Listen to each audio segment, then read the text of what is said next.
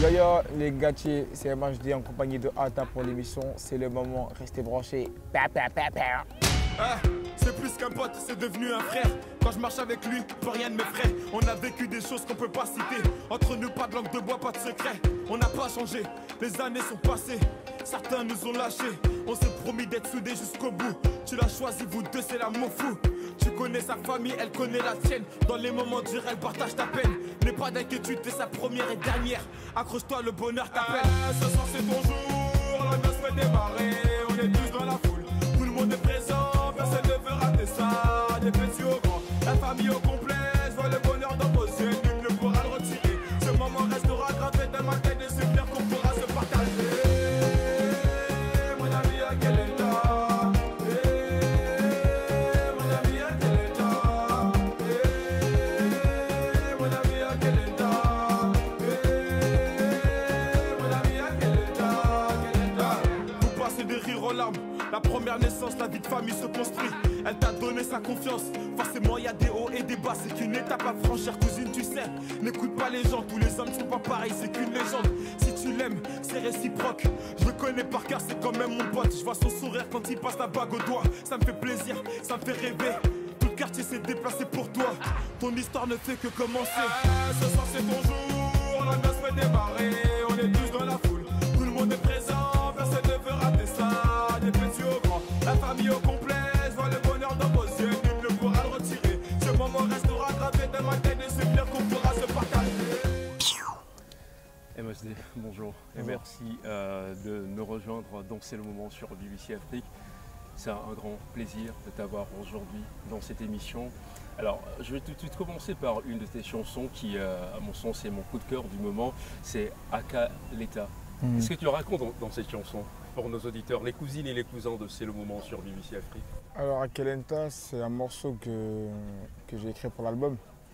Voilà, c'est le thème du mariage. Voilà, c'était une inspiration qui m'était venue quand il y a un grand de mon quartier qui s'était marié. Voilà, pendant le mariage, voilà, ça m'a beaucoup inspiré à écrire. Voilà, je me suis un peu inspiré de ce mariage, on va dire. Ou dans le morceau, je raconte une relation amoureuse entre un ami à moi avec une fille. Voilà, où je le conseille fortement de faire son choix. Et je l'accompagne tout au long du mariage. Et on peut le voir à travers le clip aussi. Voilà, c'est tout ce qui résume la vie de famille, le mariage, le moment avec les amis, la famille. Voilà, quelque chose de chaleureux. Alors, c'est dans quelle langue Akelenta. Oui. Akelenta, c'est en malinké. Voilà, mais comme le malinké, le djaranké, le bambara, il y a beaucoup de mots qui se ressemblent. Voilà, par exemple, voilà, c'est ça exactement. Moi, je suis djaranké. Par exemple, on me dit Akilinta. C'est juste une lettre qui va changer, par exemple. Ouais. Voilà, moi, j'ai décidé de mettre Akelenta parce que voilà, c'est un mot que voilà, je sentais qui sonnait bien dans le morceau. Donc du coup, voilà, j'ai dit Akelenta. Alors forcément, quand on regarde le clip qui était d'ailleurs tourné au Sénégal, quand on regarde, on sent cette inspiration, mais toute ta philosophie de musique derrière, l'Afrique. On voit même sur les murs d'une chambre, dedans, Salif Keita, Youssou N'Dour. C'est forcément toi, ta musique et ton inspiration. Ouais, tout ça, c'est mon environnement. Voilà, j'ai décidé de représenter aussi beaucoup d'artistes africains parce que c'est des artistes que j'écoute beaucoup. Voilà, c'est toujours une source d'inspiration. Moi, dans mon téléphone, voilà, je consomme plus de musique afro que de rap français. Voilà, même si c'est des musiques qui ne sont pas de mon époque, voilà, je fais quelques recherches, je tombe dessus, c'est un morceau qui sonne bien dans mon oreille. Voilà, je le mets dans mon téléphone directement et je l'écoute. Et voilà, quand on regarde le clip, voilà, on ressent tout de suite le côté culturel africain que j'ai aussi. Voilà, mes racines que j'oublie jamais. Et ça me fait... Moi, regarder le clip, ça fait toujours plaisir de regarder le clip. Et mes parents, dès qu'ils regardent le clip aussi, sont toujours fiers aussi. Ouais, mais forcément, comment est né, tu sais, tu es d'origine africaine, tes parents, entre la Guinée et le Sénégal, tu es né, tu as vécu en France, mais comment est né, a été entretenu cet amour pour la musique, la culture africaine? Parce qu'on le sent partout, pratiquement dans tout ce que tu fais. Ça, c'est dû à l'éducation des parents. Je pense que ouais, ça a surtout joué au niveau de l'éducation des parents. Voilà, moi, dès mon très jeune âge, on m'a directement appris à parler la langue. Voilà, j'ai été aussi... En étant en France? Voilà, même en France, voilà, chez moi, ça parlait plus djaranké que français. Voilà, français, c'était plus à l'école. Et j'étais plus avec mes frères et sœurs. Mais sinon, avec mes parents, c'était plus la langue natale. Et voilà, au jour d'aujourd'hui, voilà, la langue natale, je la comprends parfaitement, je la maîtrise très très bien. Dès que je vais en Afrique, j'ai pas de difficulté à communiquer avec les gens de ma famille. Et je pense que c'est très important ça, à ne pas oublier. C'est très important. Et voilà, c'est un regroupement de tout ça qui fait qu'on n'oublie pas d'où on vient. Et voilà, c'est aussi dû au voyage que je fais avec mes parents pour aller voir la famille. Là, par exemple, la première fois que je suis parti en Guinée, je devais avoir peut-être 9 ans ou 10 ans pour aller voir la famille. Et voilà, c'est peut-être après tous les 2-3 ans, j'y retournais aussi avec mes parents. Et voilà, c'est des allers-retours réguliers. Et même sans eux, maintenant, je pourrais y aller. Et c'est même l'histoire de ton afro-trap, forcément. L'Afrique est dedans, le rap plus ou moins, que tu faisais plus avant qu'aujourd'hui est toujours là. Raconte-nous comment cette histoire-là est née. Bah, comment l'histoire de l'afro-trap est née? Bah, déjà, moi, comme j'ai dit, c'est que je suis quelqu'un qui écoute beaucoup de musique. Je suis un gros consommateur de musique. Afro, rap français, tout genre de musique même. Et voilà, j'habitais dans le 19e. Il y avait un collectif qui s'appelle 19 Réseau. Voilà, moi j'étais un peu plus le plus jeune qui a ramené ma clé USB, qui a ramené un peu des instrus, qui l'a refilé un peu. Je les accompagnais un peu au studio. Forcément, à un moment donné, ça me donne envie d'écrire de mon côté. Voilà, au fur et à mesure, je les accompagne, mais de mon côté, j'écris en cachette. Ils ne sont pas au courant. Et voilà, après un jour, voilà, on me dit ouais, t'écris, bah vas-y, essaie de poser un morceau. Donc voilà, du coup, je suis rentré en cabine, j'ai posé mon premier morceau. Et voilà, depuis ce jour, bah voilà, ils m'ont adopté, on va dire, dans le collectif 19 Réseau. Entre-temps, il y a eu un peu de, comment dire, ça s'est un peu rétracté, voilà, parce qu'il y avait beaucoup de clips qui sortaient, mais il n'y avait pas de concert, il n'y a rien qui marchait. Donc du coup, voilà, tout le monde a un peu laissé, on va dire. Mais moi, de mon côté, j'écrivais toujours. J'avais toujours cet espoir dans ma tête de percer dans la musique. Et voilà, après, entre-temps, bah, je travaillais, je partais à l'école. Et d'un coup, voilà, je me suis dit, ouais, je vais essayer de faire un mélange avec la musique afro et le rap. Voilà, je me suis amusé à faire un petit freestyle avec mon téléphone que j'ai posté sur les réseaux sociaux. Et à partir de là, hop, ça a créé un engouement directement. Voilà, il y avait, je pense en quelques minutes, il y avait des milliers de partages. Voilà, une liste de commentaires pas possible où les gens voilà, ils réclamaient le morceau. Voilà, du coup, moi, dès que j'ai vu tout ça, bah, j'ai anticipé la chose directement. Est-ce que tu t'y es préparé en fait? À un moment donné, tu t'es dit est-ce que je vais faire la musique ou tu t'es été surpris par l'engouement que cette vidéo a donné? En fait, j'ai été surpris de la rapidité. Voilà, parce qu'en fait, ça arrivait très très très vite et à un moment où je ne m'y attendais pas. Voilà, si on peut bien le remarquer dans la vidéo, j'étais torse nu même. Voilà, c'était une vidéo juste pour moi et mes potes, juste pour délirer. Voilà, c'était rien de sérieux. Pour la fratrie. Voilà, exactement, c'était pour la fratrie. Et voilà, à partir de là, bah, ça a commencé à prendre. Voilà, les gens, ils ont commencé à réclamer le premier morceau. Donc du coup, je reviens de mes vacances, je vais au studio, je fais le morceau, je fais le clip et je le mets directement sur YouTube. Et là, ça explose directement. MHD, Danser le moment sur BBC Afrique et avec l'enregistrement de l'album qui porte forcément ton nom de scène, tu t'appelles Mohamed, mais MHD c'est ton nom de scène et tu as choisi deux artistes africains, pas des moindres, Fally Ipupa, Angélique Kidjo sur l'album. Et ces deux artistes parlent forcément à tous les mélomanes africains. Comment ça s'est fait le choix? Bah, le choix, comment il s'est fait? Fally Ipupa, déjà, c'est un artiste que j'écoutais beaucoup chez moi. Ouais, c'est un artiste que je respecte beaucoup. Voilà, dû à ses chorégraphies, parce que j'aimais bien aussi dans ses clips. Ouais. Il dansait en même temps, il chantait. Et voilà, moi, dans mes clips, c'est pareil aussi. J'ai toujours un petit pas de danse. Et voilà, moi, c'est totalement mon univers. Et voilà, le fait qu'il collabore avec moi pour l'album, voilà, j'étais vraiment content. Et qu'il répondait hyper vite aussi. Voilà, il avait bien aimé la démarche afro-trap. Le morceau s'est fait très très vite, un très beau morceau qui s'appelle Ma vie. Et voilà, je suis très fier de ce morceau. Et avec Angélique Kidjo, voilà, je ne connaissais pas trop. C'est mon manager qui m'a fait découvrir. Et moi, dans mon album, je cherchais cette voix féminine qui pouvait tout changer dans l'album. Voilà, après, j'ai dû écouter 2-3 morceaux et voilà, je suis tombé dedans directement. Donc du coup, voilà, on l'a contacté. Elle était aux États-Unis, moi j'étais en France. Elle ressortait de sa remise de Grammy Awards, je pense. Et voilà, j'étais même très très surpris qu'elle réponde hyper vite. Le lendemain, elle a répondu. Elle était d'attaque. Voilà, après, ça s'est fait à distance.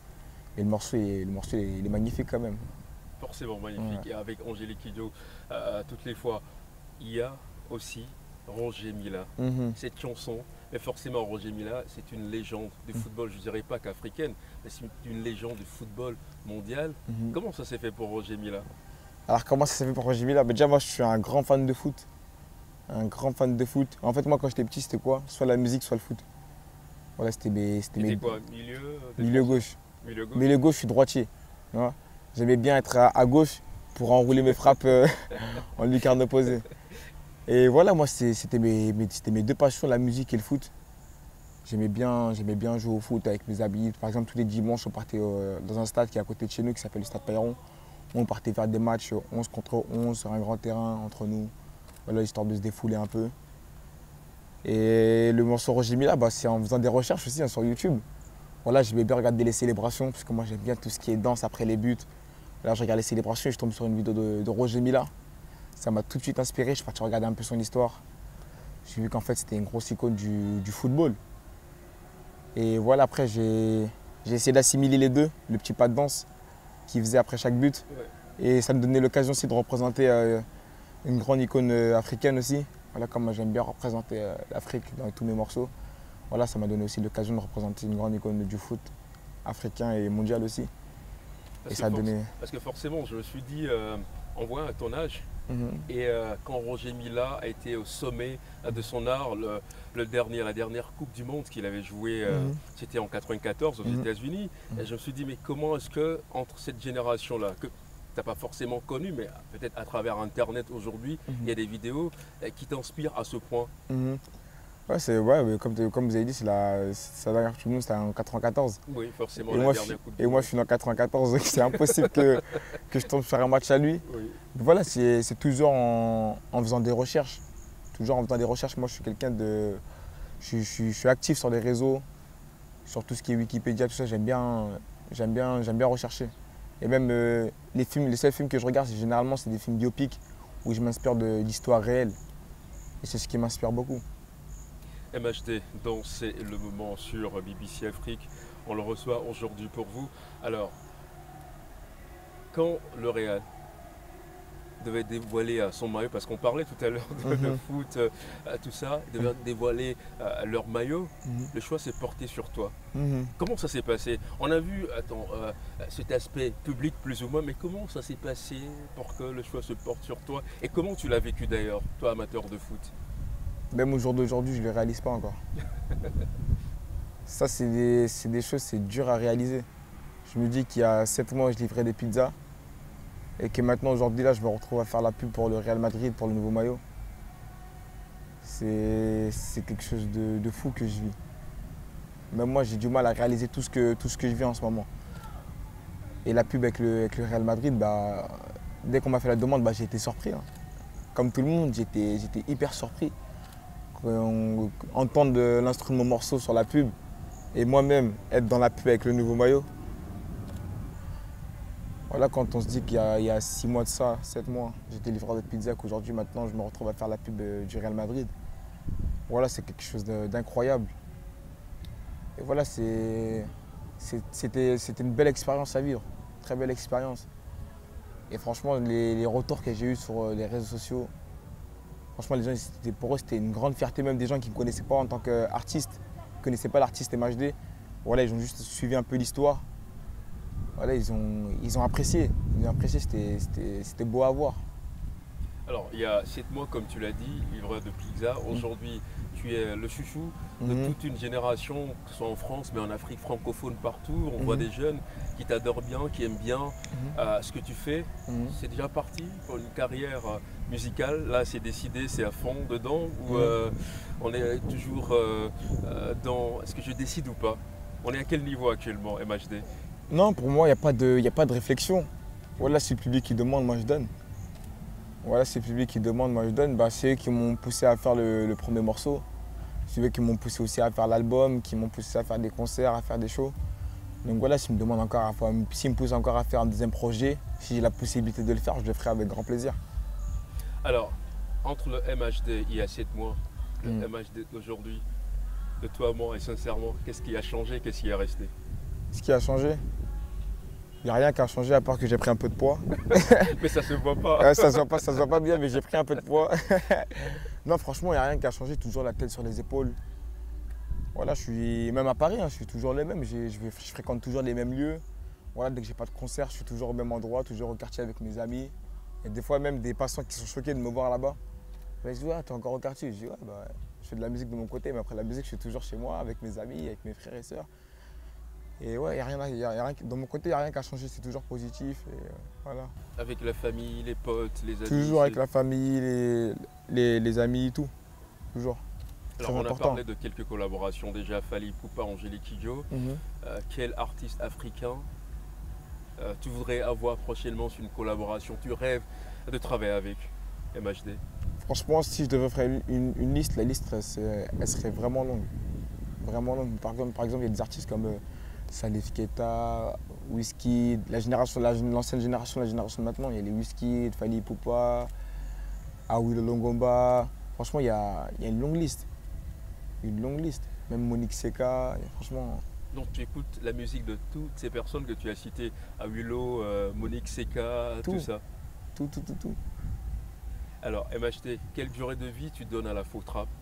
Parce que parfois on a l'impression que c'est du, excuse-moi le thème, mais c'est du fast-food, vite consommable. Mais toi-même, quelle durée de vie tu donnes à cette musique, à ce genre musical, qui marche aujourd'hui, qui marche très bien d'ailleurs?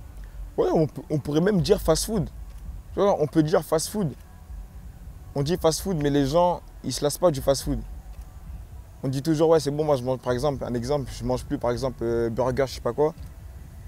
La semaine juste après, tu vas avoir faim, tu vas repartir au burger. Moi, c'est pareil, les gens ils peuvent croire que ça va être un effet de mode qui va pas durer. Mais quand tu vas revenir avec un truc qui frappe encore plus fort, ils vont le consommer avec grand plaisir.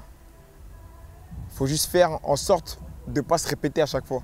Voilà, d'apporter toujours une petite nouveauté. Et je pense que ça va marcher. Alors, est-ce que tu réfléchis déjà sur une nouveauté, une nouvelle approche? C'est vrai que l'album est sorti il n'y a pas très longtemps, mais déjà avec tout l'intérêt que le public et le monde te portent, est-ce que tu te projettes déjà? Tu travailles sur des choses, tu penses déjà à des choses? Ah, je suis déjà projeté. Bah, dès que j'ai fini l'album, là, même pendant ma tournée, je suis toujours en train d'écrire de mon côté. Et là, je suis en train de préparer de grosses choses. Un album, des projets? Peut-être. Peut-être, je sais pas. Quoi exactement? De grosses choses en tout cas. De grosses choses, ça peut être un album, ça peut être, je sais pas moi. Ça peut même par exemple être en dehors de la musique, ça peut être un film, ça peut être un court-métrage. Voilà, dans ma tête, il y a beaucoup d'idées qui fusent. Rien de concret pour l'instant. Mais voilà, avec le temps, ça va arriver, ça va se concrétiser et les gens ne vont pas être déçus, je pense. Forcément. Ouais. Et ça a été un plaisir pour nous d'avoir eu cette interview avec toi, MHD, dans C'est le moment sur BBC Afrique. On aura forcément l'occasion de reparler avec toi les prochaines fois pour des albums, pour d'autres projets. On te souhaite beaucoup de courage et bonne chance. Merci. Merci beaucoup, MHD. C'est le moment, c'est toutes les semaines, samedi, dimanche, lundi et jeudi sur BBC Afrique.